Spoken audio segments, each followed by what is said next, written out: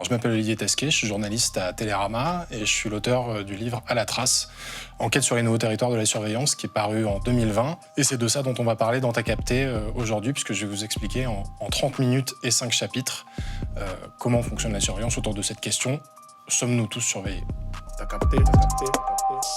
Alors, premier chapitre, on va s'intéresser à ce qu'est la surveillance et donc on va développer un certain nombre de concepts pour mieux comprendre cette notion-là. Pour définir la surveillance en une phrase, je vais même le faire en 2 mots, c'est l'observation et le contrôle. Alors la surveillance, puisque c'est un instrument d'observation et de contrôle, elle est intrinsèquement liée au pouvoir. C'est-à-dire que le pouvoir met systématiquement en œuvre des moyens de surveillance pour protéger ses intérêts, moyens de surveillance qui peuvent évidemment se manifester sous différentes façons, mais l'objectif étant quand même de pouvoir recueillir des informations pour se prémunir contre un certain nombre de menaces, de dangers ou d'incertitudes.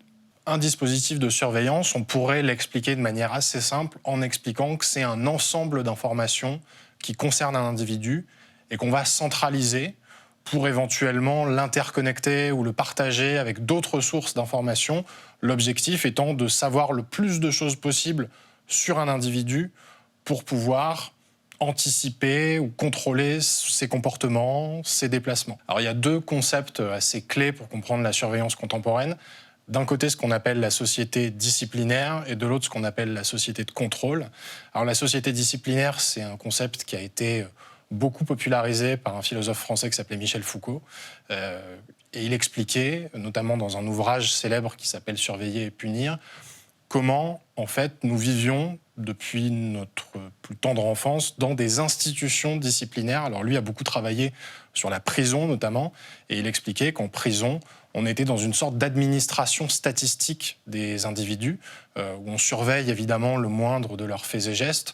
Tout est calculé pour évaluer un risque et surveiller ces individus. Et ce mode de fonctionnement a contaminé d'autres pans de la société. Michel Foucault, par exemple, parlant des forces de police, expliquait que c'était à la fois des agents du pouvoir et aussi des agents de la constitution du savoir. Et quand on dit la constitution du savoir, c'est-à-dire le recueil d'un certain nombre d'informations. Et donc on a d'autres institutions disciplinaires, comme par exemple l'école, comme l'usine, comme l'armée. Et notre vie serait une succession comme ça, d'institutions disciplinaires en passant de l'une à l'autre. Et la société de contrôle diffère de cette société disciplinaire. Alors, société de contrôle qui, elle, a été expliquée, documentée par un autre philosophe qui s'appelle Gilles Deleuze. Et Deleuze, lui, écrivait qu'à la différence des sociétés disciplinaires, les sociétés de contrôle créaient une sorte de continuum, et donc on ne sort plus de ces institutions disciplinaires. On vit dans une seule et grande institution de contrôle qui s'étire, qui s'étire, qui s'étire. Alors, on pourrait circonscrire, pour essayer de rester un peu simple, à 2 types de surveillance, 2 écoles, on va dire, de pensée par rapport à ça. On pourrait avoir la pêche au chalut d'un côté, qui consiste à ramasser le plus d'informations possible sur les individus sans chercher à recueillir des informations particulières, vraiment en prenant un peu de la pêche au gros. Et puis, on pourrait avoir une pêche au harpon, beaucoup plus ciblée, où là, il s'agit d'aller chercher des informations très précises sur un individu donné. Donc là, on a expliqué très sommairement comment fonctionnait la surveillance, et notamment la surveillance contemporaine. Maintenant, on va rentrer un peu plus dans le détail pour savoir qui surveille qui, comment on surveille les personnes. Et pour ça, on va faire un petit retour en arrière et revenir aux origines de la surveillance, et notamment aux origines de la surveillance en France, et voir en quoi l'histoire de cette surveillance peut nous éclairer sur le présent. T'as capté, t'as capté. On rentre dans le chapitre 2 et on va évoquer l'histoire de la surveillance en France. La première occurrence, s'il fallait trouver un point de départ, on pourrait prendre la création du livret ouvrier au tout début du 19e siècle, en 1803.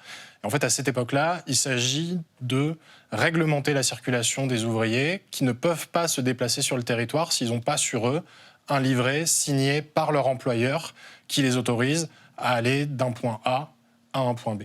Ce qui est important de prendre en compte quand on évoque comme ça cette histoire de la surveillance, et particulièrement l'histoire de la surveillance en France, c'est qu'elle a d'abord concerné des individus qui étaient considérés comme dangereux. Donc il y avait les ouvriers, il y avait les populations nomades, alors que ce soit les vagabonds, que ce soit les gens du voyage, que ce soit les criminels récidivistes, on le verra un peu plus tard.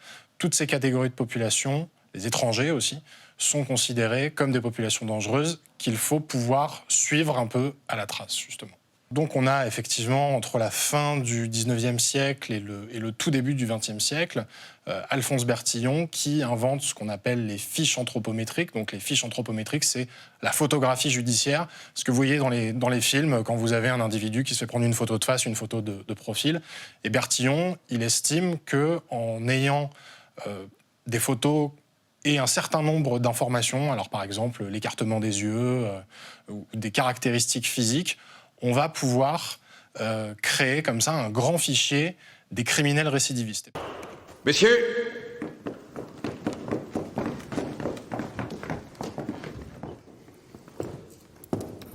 le professeur Bertillon est enfin parmi nous. Il est 14h32. À vous l'honneur. Il faut aussi voir qu'à cette époque-là, l'époque où on commence à parler du bertillonnage, une technique qui a pris le nom de son créateur, c'est aussi une période, la fin du 19e siècle, où il y a un certain nombre de pseudosciences, donc des sciences qu'on ne sont pas vraiment, qui sont très populaires. Je pense notamment à la phrénologie ou à la physiognomonie, et qui promettent en fait de modéliser un type criminel. Et donc on aurait des gens qui, par les traits de leur visage, leur constitution physique, auraient un type plus criminel que d'autres. On voit évidemment les dérives, notamment les dérives racistes qu'il peut y avoir et qui peuvent découler de ce type de théorie. Et donc c'est vrai que dès le début, on a cette crainte ou cette appréhension que ce mode de fichage puisse produire des effets qui sont des effets négatifs et dangereux. Alors l'histoire de la carte d'identité en France, c'est quelque chose d'assez intéressant et d'assez notable parce que jusqu'au début du XXe siècle, ces modes de fichage étant réservés aux catégories de population qu'on considérait comme dangereuses, il n'allait pas du tout de soi pour la population générale de devoir justifier de son identité. Donc au début du XXe siècle, il y a des premières tentatives pour encarter l'ensemble de la population qui rencontre une indifférence assez générale. Et il va falloir attendre la Deuxième Guerre mondiale pour que le régime de Vichy impose la carte d'identité pour tous, et l'impose parce qu'en fait, à l'époque, la France est divisée en deux zones. Il y a la zone libre et la zone occupée. Et pour donner l'illusion d'un sentiment d'unité nationale, le régime, ou le gouvernement français en tout cas, impose cette carte d'identité pour tous, sachant que dans le même temps, en France, on commence aussi à ficher les Juifs. Donc on voit évidemment que la création de cette carte d'identité s'accompagne là aussi d'un certain nombre de biais de conception très problématiques, on va dire ça comme ça. Ce qui change évidemment entre le début du XXe siècle et la fin du XXe siècle ou le début du XXIe, c'est qu'on passe des fiches anthropométriques d'Alphonse Bertillon et de ce fichage très manuel, avec du papier, ou des cartes mécanographiques, comme on disait par la suite, où on poinçonne des fiches cartonnées, on a l'arrivée de l'ordinateur. Donc évidemment, l'arrivée de l'ordinateur et l'arrivée d'Internet et l'arrivée du réseau permet d'interconnecter toutes ces fiches-là. Donc, par exemple, on a dans les années 70 le premier vrai scandale en France autour du fichage de la population, autour d'un fichier qui s'appelait Safari à l'époque, qui est révélé dans Le Monde. L'article s'appelait à l'époque Safari ou la chasse aux Français, et qui visait en fait à interconnecter un certain nombre d'informations sur les individus, où chaque individu serait associé à son numéro INSEE. Donc c'est comme si aujourd'hui on avait un fichage via notre numéro de sécurité sociale, par exemple. Et à l'époque, ça a créé une polémique très vive qui débouchera 4 ans plus tard, en 78, sur la création de la Commission nationale informatique et liberté, qui aujourd'hui encore est le garant de la vie privée et de la sécurité des données personnelles en France. Évidemment, passé ça, on continue quand même à être très boulimique en termes de fichiers.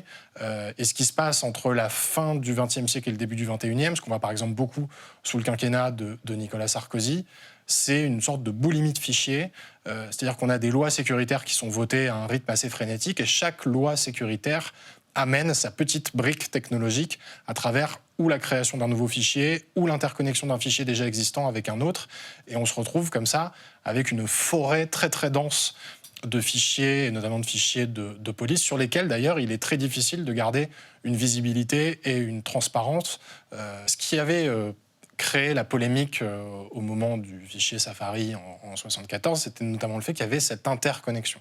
Or, depuis assez longtemps, il y a des réticences au sein de l'État, au sein des institutions, sur l'interconnexion de ces fichiers. Parce qu'évidemment, à partir du moment où on croise un fichier A et un fichier B, on va créer des corrélations, on va inférer des décisions, on va décider par exemple de la dangerosité d'un individu à partir d'un certain nombre de critères, et ces critères sont susceptibles de violer un certain nombre de libertés fondamentales. C'est pour ça que l'un des blocages historiques sur les fichiers de police, par exemple, c'est le fait qu'on ne peut pas tout interconnecter, et l'interconnexion, quand elle arrive, doit se faire dans des conditions extrêmement strictes et extrêmement encadré, même si, encore une fois, l'histoire contemporaine des fichiers de police est quand même une histoire de transgression permanente, puisqu'on se rend compte qu'en fait, ces interconnexions, même quand elles ne sont pas autorisées, sont faites parfois de manière un peu sauvage. Du coup, je vous ai retrouvé un petit extrait qui était le journal télévisé présenté par Roger Giquel le 4 octobre 1977, donc au moment où on est en train de débattre cette loi informatique et liberté. Et il dit quelque chose qui, en fait, à mon sens, crée une bonne passerelle pour évoquer ensuite la surveillance ou le régime de surveillance qu'on connaît aujourd'hui, entouré par les plateformes notamment. Donc je vais le lire. Je suis, vous êtes, nous sommes tous quelque part dans un fichier. Et même dans plusieurs fichiers. Le fichier de l'école, celui de l'hôpital, celui de l'armée, celui de la sécurité sociale. Nous sommes en fiche pour l'emploi, les assurances, le crédit, le logement, les contraventions, les délits plus graves si nous en avons commis. Les ordinateurs nous gardent dans un coin de leur mémoire. C'est quelquefois bien pratique pour connaître plus vite nos antécédents et agir efficacement en conséquence. Mais ça peut être ennuyeux, surtout si on relie les ordinateurs tous ensemble. À ce moment-là, l'ordinateur peut vous recracher toute votre vie dans ses moindres incidents, même ceux que nous avons oubliés. Et il y a bien des choses dans notre vie qui ne regardent que nous et dont on pourrait se servir contre nous. Et je trouve que dans ces quelques phrases, qui sont assez imprégnées de bon sens, on a finalement toutes les questions qui vont nous agiter aujourd'hui quand on va réfléchir au pouvoir des plateformes, au pouvoir du calcul, au pouvoir des statistiques, au pouvoir des prédictions algorithmiques. Tout ça est un peu synthétisé dans cette phrase de Roger Giquel qui, du coup, dans sa vie, n'a pas dit que la France a peur au JT. Alors, on voit qu'aujourd'hui, je parlais du quinquennat de Nicolas Sarkozy, de cette frénésie de fichiers de police, notamment sous les gouvernements de droite, mais en fait, on se rend compte que cette frénésie se poursuit, quelle que soit d'ailleurs la couleur politique des gouvernements au pouvoir, et notamment parce que la question de la sécurité a été prise à bras-le-corps, que ce soit par des gouvernements de gauche ou des gouvernements de droite, et que dans ces conditions-là, la question de l'interconnexion des fichiers informatiques se fait d'autant plus pressante qu'en France, évidemment, on a été soumis à un certain nombre d'événements tragiques ces dernières années. On peut penser aux attentats de 2015 et qu'à chaque fois qu'un pays, la France en l'occurrence, est frappé par ce type d'événement, il y a une demande politique pour connecter de plus en plus de données, pour pouvoir détecter la menace le plus tôt possible, de plus en plus en amont. Ça s'accompagne d'un certain nombre de réformes aussi au niveau pénal pour pouvoir interpeller, punir, juger les gens le plus en amont possible, et que c'est très difficile de résister à cette pression-là. Alors évidemment, quand on dit ça, quand on dit intervenir le plus en amont possible, essayer de détecter la menace, la référence en culture populaire à laquelle on peut penser immédiatement, c'est Minority Report, alors soit le livre de Philip K. Dick ou l'adaptation de Steven Spielberg avec Tom Cruise.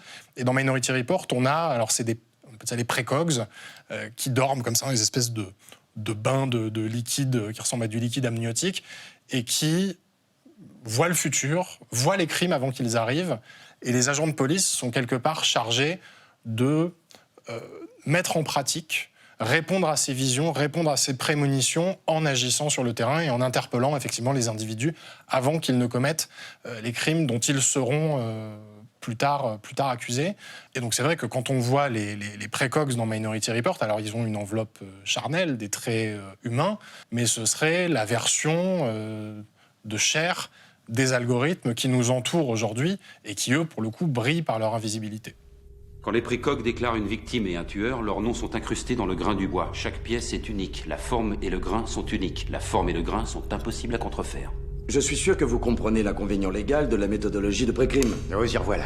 Je ne suis pas avec l'Association de défense des libertés, mais il ne faut pas se tromper. Nous arrêtons des gens qui n'ont pas enfreint la loi. Mais vont le faire. La commission du crime elle-même est absolument métaphysique. Les précoques voient l'avenir et ne se trompent jamais. Mais ce n'est pas l'avenir si vous l'empêchez. Ça ne vous semble pas paradoxal? Si, ça l'est. Vous parlez de prédétermination, ce qui arrive tout le temps. Pourquoi vous l'avez rattrapée? Parce qu'elle allait tomber. Vous êtes certain? Ouais. Mais elle n'est pas tombée. Vous l'avez attrapée. Le fait que vous empêchiez les choses d'arriver ne change pas le fait qu'elles devaient arriver. Jamais eu de fausses preuves irréfutables? Quelqu'un a l'intention de tuer son patron ou sa femme, mais il ne le fera jamais. Comment les précoques font-ils la différence? Les précoques ne voient pas ce que vous avez l'intention de faire, juste ce que vous allez faire. Et aujourd'hui, c'est vrai que le monde dans lequel on vit, qui est à la fois cette interconnexion de fichiers dont on a parlé d'un côté, ces politiques sécuritaires et cette profusion de données de l'autre, avec évidemment en plus l'irruption là-dedans de l'intelligence artificielle, avec toutes les promesses qu'elle charrie, alors promesses qui ne sont pas toujours tenues, mais en tout cas les promesses sont là. Et donc on a une tension, là aussi, une envie très très forte d'essayer de prédire de plus en plus les comportements. Et cette prédiction des comportements, cette orientation des conduites va devenir le moteur, petit à petit, d'un certain nombre de politiques publiques. Une fois qu'on a dit tout ça, on a quand même un certain nombre de droits en tant qu'individu. Le Code civil, la Déclaration des droits de l'homme, sanctifie le droit à la vie privée, le droit à l'intimité. Et puis, on a tous, évidemment, des choses à cacher. Roger Giquel le disait dans son petit extrait. On a tous un droit à l'intimité. Ce droit est protégé, mais ces dernières années, il est de plus en plus menacé sous l'assaut un peu continu d'un certain nombre d'acteurs, et un autre type d'acteurs dont on va parler là, assez rapidement, que sont évidemment les grandes plateformes. T'as capté. Alors je pense que pour expliquer le moment un peu, le point de bascule avec les plateformes, on peut prendre une date qui serait le 11 septembre 2001. Évidemment, les attentats contre les tours jumelles à Manhattan, le Pentagone, etc. Les États-Unis entrent dans cette guerre contre le terrorisme. Et en fait, à ce moment-là, on a à l'intérieur des services de renseignement une nouvelle doctrine qui se met en place, qui est de se dire, puisqu'on n'a pas su prévenir ces attentats, il faut faire en sorte que ça ne se reproduise jamais. Pour que ça ne se reproduise jamais, il va falloir lancer des politiques qui vont permettre de tout collecter. Et donc, notamment, il y avait un programme dont le nom disait à peu près tout. C'était un programme qui s'appelait Total Information Awareness, donc conscience de l'information totale. C'est-à-dire vraiment le chalut le plus large possible pour ramasser le plus d'informations. Et en fait, à ce moment-là, au Pentagone, par exemple, on se rend compte du potentiel que représentent ces grandes plateformes qui vont permettre de rassembler un certain nombre de données, un certain nombre de signaux faibles pour anticiper, détecter les comportements des individus. Et on voit que cette détection et cette analyse des comportements, elle peut aussi bien servir à vendre des publicités, parce que des entreprises comme Google ou comme Facebook sont avant tout des régies publicitaires. L'immense majorité de leur chiffre d'affaires provient de cette activité publicitaire. Elles ont un quasi-monopole sur le marché de la publicité en ligne. Donc ça peut servir à vendre toutes sortes de produits. Et puis quand on dit le marché de la publicité en ligne, on vend des produits, mais parfois on vend aussi des idées, par exemple. Et puis ça peut aussi servir à mener des politiques sécuritaires, à identifier des individus, des actions de police, etc. Et qui se retrouvent du coup menées par ces mêmes acteurs et par tous les acteurs qui vont émerger autour de ces grandes plateformes et qui vont venir se greffer et former ce grand appareil de collecte permanente des informations qu'on pourrait, du coup, et que la chercheuse américaine Shoshana Zuboff appelle le capitalisme de surveillance. Et la meilleure manière dont on pourrait décrire le capitalisme de surveillance, c'est de dire qu'en fait, chacune de nos expériences vécues nous est confisquée à des fins d'enrichissement de ces plateformes. Quand on parle de ces technologies-là, on se rend compte que personne ne nous a obligés à acheter un smartphone, personne ne nous a obligés à installer un compte Gmail, personne ne nous oblige à avoir un compte Facebook, un compte Instagram, un compte Twitter et plein d'autres. Personne ne nous oblige à utiliser TikTok aujourd'hui, et pourtant on le fait. On le fait de bon cœur, on le fait aussi parce qu'il y a une forme de pression sociale suivant notre catégorie d'âge, les milieux dans lesquels on évolue, la profession qu'on exerce. on va avoir comme un certain nombre d'incitations à se servir de ces outils, mais on le fait quand même en notre âme et conscience. Et c'est vrai que c'est un élément très important dans notre relation, notre rapport à la technologie aujourd'hui, c'est qu'on est dans une espèce de servitude volontaire à laquelle on souscrit, et quelque part, je trouve qu'on est dans la réalisation d'un modèle qui était un modèle carcéral, pour le coup, qui était décrit par Foucault dans Surveiller et punir, qui était le modèle du panoptique. Et le panoptique, donc c'est une architecture carcérale qui a été imaginée par un philosophe anglais qui s'appelle Jeremy Bentham. Et l'idée du panoptique, c'est qu'on va avoir donc les cellules des prisonniers et qu'on va avoir une sorte de mirador central qui va permettre de surveiller toutes les cellules en même temps. Évidemment, un gardien n'est pas capable de surveiller simultanément toutes les cellules. Mais tous les détenus vivent dans la perception, et dans l'intuition qu'ils peuvent être surveillés à n'importe quel moment. Et donc ça crée une forme de discipline, une forme de surveillance les uns vis-à-vis des autres. Et je trouve que c'est un peu le monde dans lequel on vit aujourd'hui, où on n'est pas regardé, observé en permanence, mais par contre on passe notre temps à se scruter les uns les autres. Alors je parlais évidemment des grandes plateformes, de Google, de Facebook qui est arrivé plus tard, et je parlais de tous les acteurs qui ont proliféré autour de ces grandes plateformes. Et il y a des acteurs, pour le coup, on ne voit pas. Et on ne les voit pas parce qu'ils n'ont pas pignon sur rue. Ce qu'on appelle les courtiers en données, donc les data brokers en anglais. Des entreprises dont vous n'avez jamais probablement entendu parler, qui s'appellent Axiom, qui s'appellent Experian, et dont le métier est de collecter et de revendre des données sur les individus. C'est-à-dire qu'aux États-Unis, par exemple, les data brokers ont en moyenne entre 3000 et 5000 informations différentes sur les individus qui vont permettre de faire du ciblage de plus en plus précis. C'est-à-dire on va déterminer que vous êtes dans telle catégorie d'âge, avec tel ou tel goût. Et je prends souvent cette image-là. Il y avait un dessin humoristique qui était très populaire sur Internet au début des années 2000, où on voyait un chien qui tapait sur un clavier d'ordinateur et qui disait sur Internet, personne ne sait que vous êtes un chien. Sur Internet, avec les data brokers, tout le monde sait la race de votre chien. Tout le monde sait si vous avez un labrador ou un cocker ou je ne sais quoi. Et donc, évidemment, ces entreprises-là, qui n'ont pas pignon sur rue, et puisqu'elles n'ont pas pignon sur rue, elles échappent parfois à un principe de responsabilité, collectent massivement toutes ces informations sur nous et créent un double informatique, finalement, ou un double mathématique de nos existences. Ce qui peut d'ailleurs parfois amener à des situations assez tragiques. Moi, quand je travaillais sur le livre, il y avait ce cas d'une chercheuse américaine qui s'appelle Mary Ebling, qui est sociologue, qui a eu beaucoup de mal à avoir un bébé, puis le jour où elle est tombée enceinte, elle l'a fait savoir à ses amis, elle l'a partagé, comme on peut le faire maintenant avec les réseaux sociaux, et puis elle a fait une fausse couche, elle a perdu le bébé, et pendant des mois, elle a continué à recevoir des publicités ciblées pour ce qu'elle a appelé par la suite, parce qu'elle en a fait un travail universitaire, ce qu'elle a appelé son bébé marketing. Et on voit bien, à travers cet exemple-là, à quel point ce double mathématique recomposé par les courtiers en données peut nous échapper, et à quel point on n'a pas de contrôle sur ce double en question. Donc on va clôturer ce chapitre sur les plateformes, leurs modèles et le capitalisme de surveillance, et on va se concentrer sur un moment un peu clé dans la critique et la perception de la surveillance contemporaine, qui est l'affaire Snowden. T'as capté. Donc l'affaire Snowden éclate en juin 2013, et à ce moment-là, on a un analyste de la NSA. Alors c'est pas complètement un analyste des services de renseignement américains, donc la surveillance électronique en l'occurrence, mais il travaille pour un sous-traitant de la NSA, il travaille à Hawaï, et puis il a une sorte d'épiphanie éthique, et il décide de fuir avec tout un tas d'informations qu'il a récupérées, tout un tas de documents secrets sur les programmes clandestins de la NSA. Il s'envole pour Hong Kong, où il rencontre des journalistes, il se retrouve dans une chambre d'hôtel.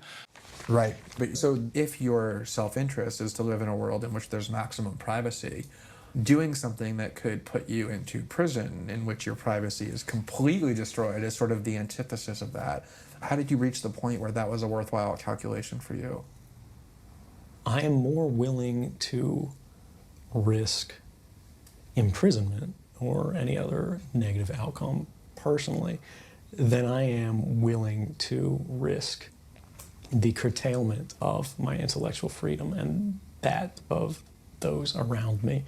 et ils analysent ensemble ces documents qui vont être publiés dans plusieurs grands quotidiens internationaux pendant des semaines, voire des mois. Il va falloir beaucoup de temps pour que la grande majorité de ces documents soient publiés. Et à ce moment-là, on prend la mesure de l'appareil de surveillance mis en place par les États-Unis, et notamment mis en place par les États-Unis après le 11 septembre. C'est pour ça que je prenais tout à l'heure cette date du 11 septembre comme un point un peu clé, parce qu'en plus, cette appréhension américaine de la sécurité et des politiques qu'on déploie pour garantir la sécurité a fait un peu tache d'huile, et aujourd'hui, beaucoup de pays occidentaux ont embrassé des politiques un peu similaires. Ce qu'on a fait en France en 2015 se rapproche à bien des égards de ce qu'ont fait les États-Unis après 2001. Et ce qu'a révélé l'affaire Snowden, c'est que c'est l'histoire d'une coopération entre le public et le privé. C'est-à-dire que c'était les programmes de surveillance de la NSA, mais ce n'était pas seulement les services de renseignement américains qui collectaient massivement et qui chalutaient des informations. C'était avec l'appui des grandes plateformes. Ils allaient taper à leur porte pour récupérer, dans des partenariats qui étaient un peu installés et institutionnalisés, récupérer un certain nombre d'informations pour nourrir cette espèce d'immense chaudière qui n'est jamais rassasiée.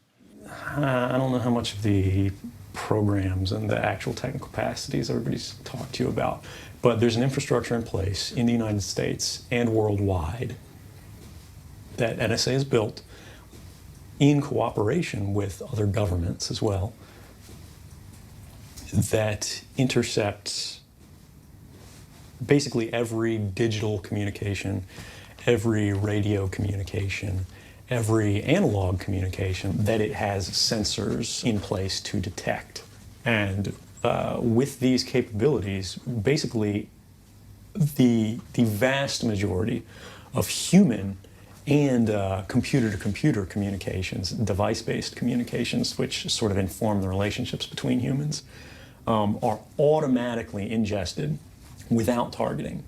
And that allows individuals to retroactively search your communications based on self-certifications. So, for example, if I wanted to see the content of your email or, your wife's phone calls or anything like that, all I have to do is use what's called a selector, any kind of thing in the communications chain that might uniquely or almost uniquely identify you as an individual. And I'm talking about things like email addresses, IP addresses, phone numbers, credit cards, even passwords that are unique to you that aren't used by anyone else.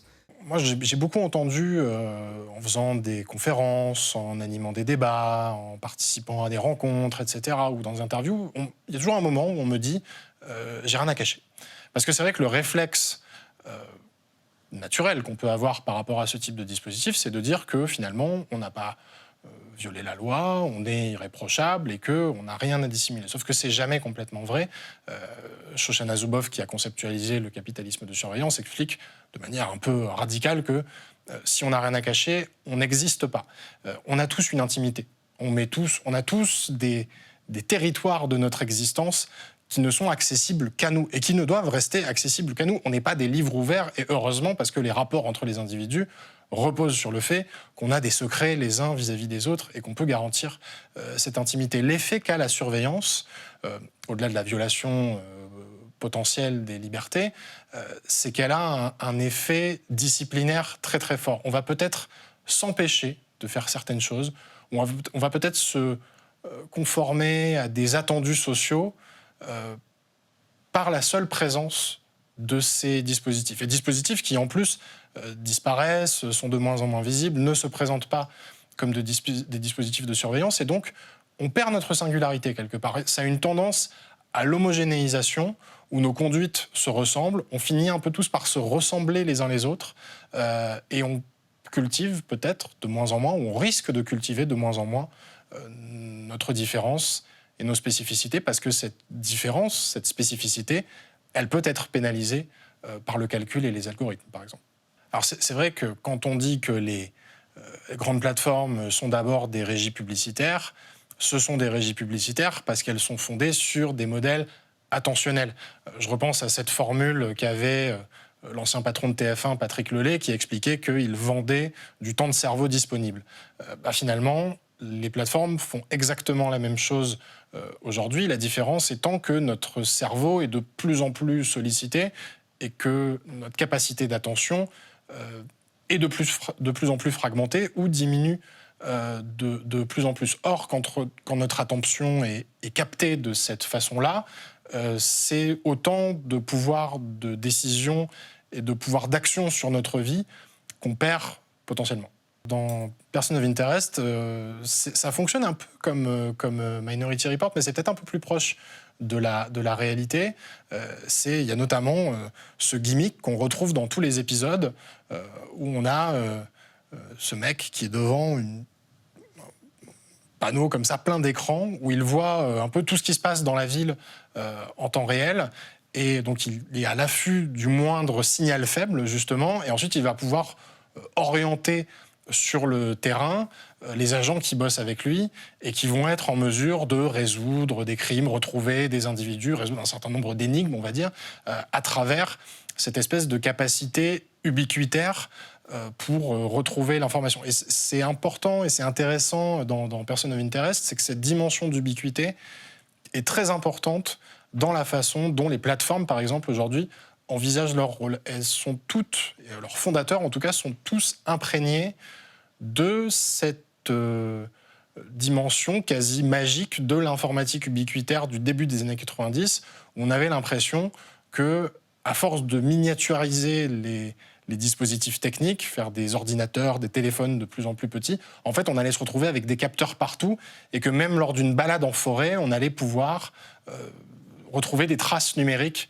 de cette balade en forêt. C'est un imaginaire assez puissant qui a beaucoup imprégné, encore une fois, le modèle idéologique des géants de la Silicon Valley et qu'on retrouve, du coup, dans une série comme Person of Interest. Alors, on referme donc cette parenthèse sur l'affaire Snowden et ses conséquences et ce que ça dit de la surveillance pour entrer dans le dernier chapitre, qui est le plus contemporain, finalement, et qui concerne l'accélération de cette surveillance qui est liée à la pandémie. T'as capté. Ce qui est important déjà avec la pandémie, et ça aussi Foucault a beaucoup écrit là-dessus, il a écrit sur les épidémies de peste ou de lèpre, et il expliquait que les épidémies étaient des grands moments normatifs, c'est-à-dire que les gouvernements, le pouvoir, a horreur, est terrifié par les corps qui meurent dans le désordre, je reprends l'expression de Foucault, et donc il faut trouver des moyens d'empêcher ces corps de mourir dans le désordre, et pour ça, il faut mettre en place des dispositifs qui vont permettre de réglementer, régir la conduite des individus, les déplacements des individus, leur mode de vie, leurs habitudes de vie, et c'est exactement ce qu'on a vu pendant le Covid. Alors on l'a vu évidemment parce qu'on a tous fait l'expérience collective du confinement et des dispositifs qui accompagnaient ce confinement, des petites fiches qu'on devait remplir, aux applications qu'on nous incitait à installer, etc. Et quand on parle de pouvoir normatif de ces épidémies, ça veut dire que les épidémies passent, mais les dispositifs restent. C'est-à-dire que tous les outils qu'on est tenté de déployer, soit de manière exceptionnelle pendant une pandémie, soit de manière expérimentale, une fois qu'ils sont déployés, par ce qu'on appelle l'effet cliquet, il faut s'imaginer un effet cliquet, c'est comme l'engrenage d'une montre ou d'une horloge. Une fois que le temps est passé, on ne revient pas en arrière. Le temps passé est écoulé. Et donc une fois que le dispositif est déployé, il n'y a pas non plus de retour en arrière. Et ce dispositif-là pourra servir ensuite d'autres objectifs. Et c'est exactement ce qu'on est en train de voir dans certaines parties du monde. Quand on prend la Chine, par exemple, la Chine qui est, je pense aujourd'hui, l'exemple le plus chimiquement pur de dictature technologique, la Chine déploie très très rapidement au début de la pandémie des outils de suivi de contact pour réglementer la circulation des individus à travers les provinces, etc., avec un code couleur, jaune, orange, rouge, qui permet aux individus de se déplacer ou non. Aujourd'hui, quand il y a des manifestations contre la politique zéro Covid de Xi Jinping, ces mêmes applications, les données de ces applications, sont utilisées pour retrouver les manifestants parce que dès le début, cette collecte d'informations a été adossée à des bases de données de la police. Et donc, ça a été pensé dès le départ comme un outil pouvant devenir potentiellement un outil de police. Alors, la Chine est un exemple vraiment très intéressant et il faut le regarder à la fois de très très près et de très très loin. D'abord, il faut le regarder de très très loin parce qu'ils ont un rapport à la technique qui est très différent du nôtre, c'est-à-dire que le rapport à la technique en Chine est très imprégné du confucianisme, donc c'est l'idée de l'unité, de l'harmonie entre les individus, là où nous, on est dans des modèles de société beaucoup plus individualistes. Donc forcément, comme on a des approches idéologiques, religieuses presque, différentes vis-à-vis de la technologie et de la technique, on ne regarde pas le monde avec les mêmes lunettes. Et ensuite, il faut le regarder de très très près parce que ce modèle qui est en train de se déployer en Chine, qui est un modèle d'organisation politique finalement, qui est alors adossé à un système de parti unique et à un régime au mieux autoritaire, au pire dictatorial, je pense qu'on peut s'accorder à dire qu'il est dictatorial, est un modèle qui, après avoir été à usage domestique, est de plus en plus aujourd'hui vendu un peu clé en main aux pays qui en feraient la demande. Et aujourd'hui, quand vous regardez les systèmes de surveillance chinois, les entreprises qui vendent ces systèmes de surveillance, on en retrouve un peu partout. Et on en retrouve même parfois dans des pays occidentaux. Si vous sortez de chez vous et que vous allez regarder la marque des caméras de surveillance que vous avez au coin de la rue, peut-être que ce seront des caméras d'une marque qui s'appelle Hikvision, qui est l'un des leaders chinois de la vidéosurveillance et qui participe en Chine à la répression contre les Ouïghours, cette minorité musulmane qui vit un génocide culturel dans une province qui s'appelle le Xinjiang. Donc on ne peut pas faire comme si ces outils-là étaient des outils complètement neutres et qu'ils étaient circonscrits uniquement à la Chine. Donc il faut trouver cette espèce de point médian en se disant qu'on n'habite pas en Chine, qu'on n'a pas le même regard sur la technologie, mais que ce qui se passe là-bas est susceptible aussi d'éclairer la situation plus près de chez nous. Alors le Covid a eu un autre effet sur la banalisation de la surveillance, c'est qu'il a mis en pratique, ou il a réalisé une vieille promesse, là aussi, d'un certain nombre d'idéologues de la Silicon Valley ou de chefs d'entreprise, qui était l'idée d'un monde sans friction. Le monde sans friction, c'était ce qu'avait vanté Bill Gates, le patron de Microsoft, dans un livre en 1995, Une économie sans friction. C'est l'un des vieux rêves aussi d'Eric Schmidt, l'ancien patron de Google. Et le Covid l'a réalisé parce que, vivant selon ces conditions assez particulières, confinés, semi-confinés, etc., on s'est retrouvé à habiter un long continuum. Si on repense à cette société disciplinaire ou cette société de contrôle, le Covid, le confinement, est un assez bon exemple de la société de contrôle. On voit que ce contrôle se déploie comme ça, aussi bien dans notre sphère professionnelle que dans notre sphère intime. Et le télétravail abolit cette frontière entre la sphère intime et la sphère professionnelle. L'endroit qu'on habite devient l'endroit où on travaille. Or, quand on met en place des dispositifs pour mesurer, par exemple, la productivité des salariés, on mesure la productivité des salariés possiblement depuis chez eux. Et donc, c'est une confiscation, quelque part, de l'intimité, puisque des dispositifs de surveillance, de police, on peut considérer que ce sont des dispositifs de police, même quand c'est mis en place par des entreprises, pénètrent à l'intérieur de ce qui devrait être, a priori, le sanctuaire inviolable, qui est le domicile.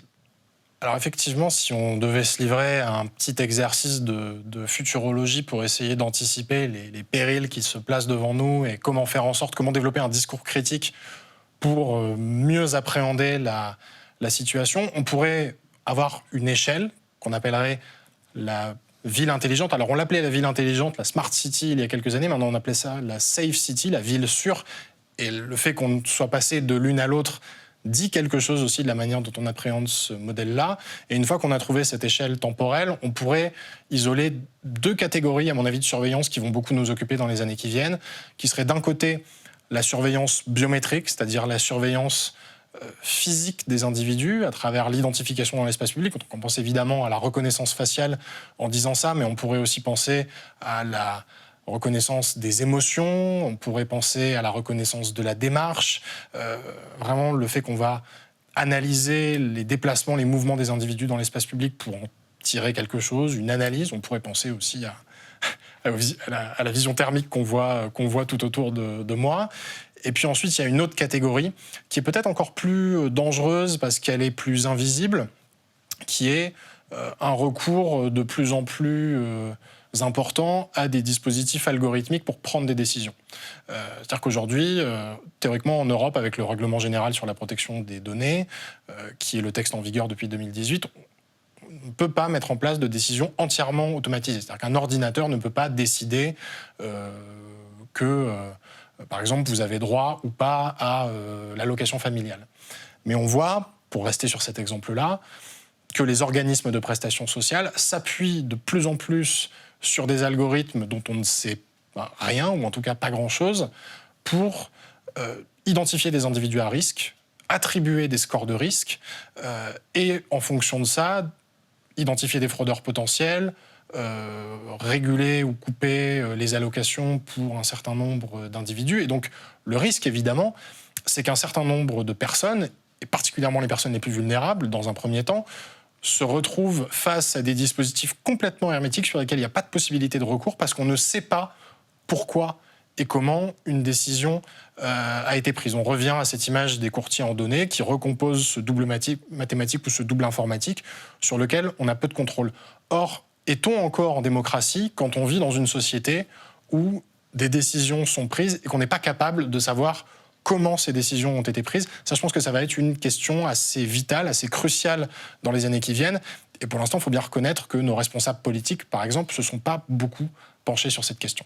Alors, s'il fallait trouver l'exemple type de ce que pourrait être ce monde de demain ou d'après-demain, en tout cas dans un futur relativement proche, on pourrait effectivement parler de Neom, qui est ce projet de ville au milieu du désert, projet complètement fou de l'Arabie Saoudite, qui investit énormément d'argent dans les technologies, via des fonds souverains notamment, qui a un territoire minuscule, c'est-à-dire que c'est vraiment une languette d'une trentaine de kilomètres de long sur même quelques centaines de mètres de large, très vertical, donc un espace où il n'y a pas de rue. C'est pas du tout l'espace public auquel on est habitué, qui serait peuplé par des millions de personnes, et où finalement la devise en cours là-bas, la devise au sens financier du terme, serait la donnée personnelle. C'est-à-dire qu'en échange de données personnelles, en échange d'une quantification permanente de nos faits et gestes, on aurait droit à un certain nombre d'avantages, ou on aurait peut-être droit tout simplement d'y habiter. Et au-delà des dangers que ça présente par rapport à tout ce qu'on a évoqué lors de cette discussion, on voit aussi qu'il y a un risque énorme de ségrégation, c'est-à-dire de créer un monde qui ressemblerait à une arche de Noé numérique, qui serait destiné à des privilégiés ou à des ultra-privilégiés qui, du coup, vivraient dans une sorte de microscopique monde climatisé, très littéralement climatisé, quand des milliards d'individus, eux, habiteraient une planète de moins en moins habitable.